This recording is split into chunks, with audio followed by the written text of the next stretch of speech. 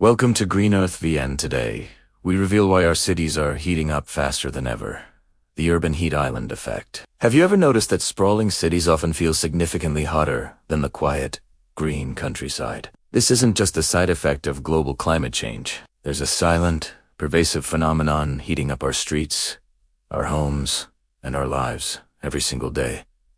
The urban heat island effect. Why are our vibrant urban centers slowly transforming into giants, sweltering ovens? More importantly, how does this invisible heat dome affect our health, our wallets, and the future of urban living? Let's find out. The concept of an urban heat island is straightforward but alarming. It refers to metropolitan areas that are substantially warmer than their surrounding rural areas. This temperature difference isn't minor.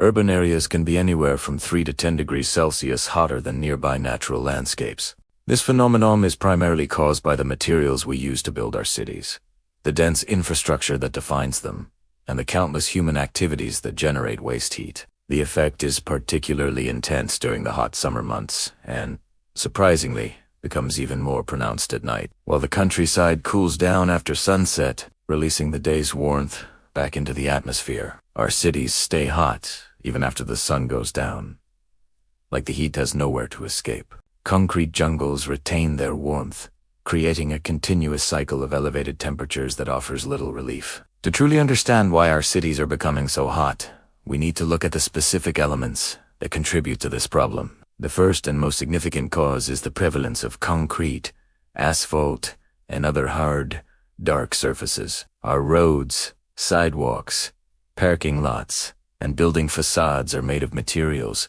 that are excellent at absorbing and storing solar radiation. Throughout the day, these surfaces soak up immense amounts of heat from the sun. When night falls, they begin to release this stored energy slowly, warming the air and keeping the city's temperature high long after sunset. This process turns our urban environment into a massive thermal battery, constantly radiating warmth. Secondly, traffic and fuel combustion are major contributors. The millions of cars, buses, and trucks that navigate our city streets every day are essentially mobile heat sources. Their internal combustion engines are notoriously inefficient, converting only a fraction of the fuel's energy into motion while releasing the rest as waste heat directly into the air. This constant emission of heat, combined with the pollutants they release, adds another layer of warmth to the urban atmosphere, particularly in areas with heavy traffic congestion. Another critical factor is the glaring lack of green spaces.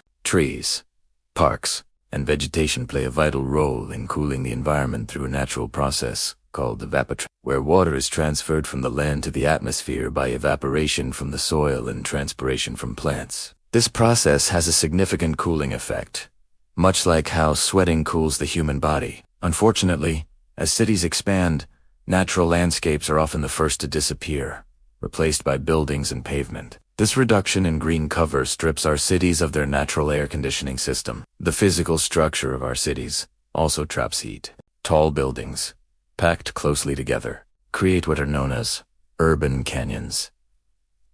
These deep, narrow, street-level valleys block wind flow, preventing heat from dissipating effectively. The surfaces of these buildings also reflect and re-radiate solar energy multiple times between them, trapping heat at street level and further intensifying the warming effect. Finally, a paradox of modern comfort contributes to the problem: our reliance on air conditioning systems. While these units are essential for keeping the interiors of our homes and offices cool and habitable, they operate by pumping hot air out into the surrounding environment. As thousands, or even millions, of AC units run simultaneously across a city, they collectively expel a tremendous amount of waste heat onto the streets.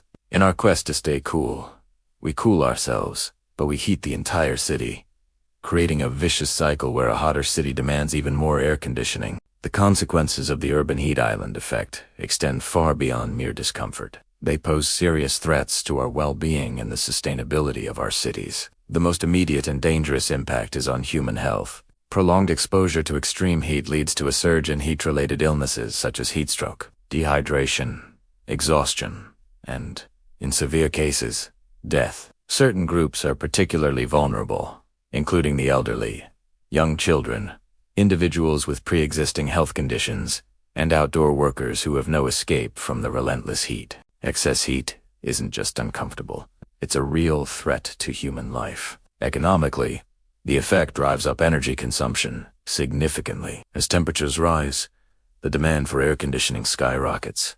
Buildings must run their cooling systems for longer periods and at higher intensities to maintain comfortable indoor temperatures. This leads to dramatically higher electricity bills for residents and businesses, placing a financial strain on households. On a larger scale, this increased demand puts immense pressure on the power grid, increasing the risk of brownouts and blackouts during heat waves. Furthermore, most of our electricity is still generated from fossil fuels, meaning more AC use translates directly to more greenhouse gas emissions, ironically exacerbating the very climate change that worsens the heat. The urban ecosystem also suffers. The intense, prolonged heat can be devastating for urban wildlife. Animals and birds struggle to find water and cool shelter, leading to dehydration and stress. The heat can also disrupt their reproductive cycles and alter the availability of food sources. Plants and trees, which are essential for cooling, can also become stressed and die in extreme heat, further diminishing the city's natural resilience and leading to habitat loss for countless species. Lastly, the urban heat island effect degrades air quality. The higher temperatures accelerate the chemical reactions that form ground-level ozone, a harmful pollutant and a primary component of smog. This bad ozone can cause or worsen respiratory problems like asthma, bronchitis, and other lung diseases. The stagnant air trapped within urban canyons also allows other pollutants, such as particulate matter from vehicles and industrial sources, to accumulate at dangerous concentrations, further endangering public health. Fortunately, the situation is not hopeless. We have a range of effective solutions to cool our cities and mitigate the urban heat island effect. The most powerful strategy is to reintroduce nature into our urban fabric by creating more trees and urban green spaces, planting more trees along streets, establishing new parks and community gardens, and implementing innovative solutions like rooftop gardens and vertical green walls can make a tremendous difference. These green elements provide shade, which cools surfaces, and actively cooled the air through evaporation. Research shows that just one large, healthy tree can cool its immediate surroundings by up to 2 to 5 degrees Celsius, acting as a natural, energy-free air conditioner. Another key solution lies in changing the materials we build with. Cool roofs and cool pavements are designed with reflective materials that absorb less solar energy. White or light-colored roofing materials, for example, can reflect a significant portion of sunlight back into the atmosphere instead of absorbing it as heat. Similarly, porous or reflective pavements can reduce surface temperatures, making streets and parking lots cooler. Incorporating more water surfaces into urban design is another effective approach. Creating or restoring lakes, ponds, fountains, and streams can help regulate local temperatures. Water has a high heat capacity, allowing it to absorb heat during the day without a drastic temperature increase, and the evaporation from its surface provides a natural cooling effect for the surrounding area. Transforming our transportation systems is also crucial. Encouraging the use of green and public transportation, such as electric vehicles, bicycles, and efficient transit systems, can reduce the amount of waste, heat, and pollution emitted into the urban atmosphere. Well-designed bike lanes and pedestrian-friendly streets not only promote healthier lifestyles, but also contribute to a cooler city. Finally, all these solutions must be integrated through smart city planning.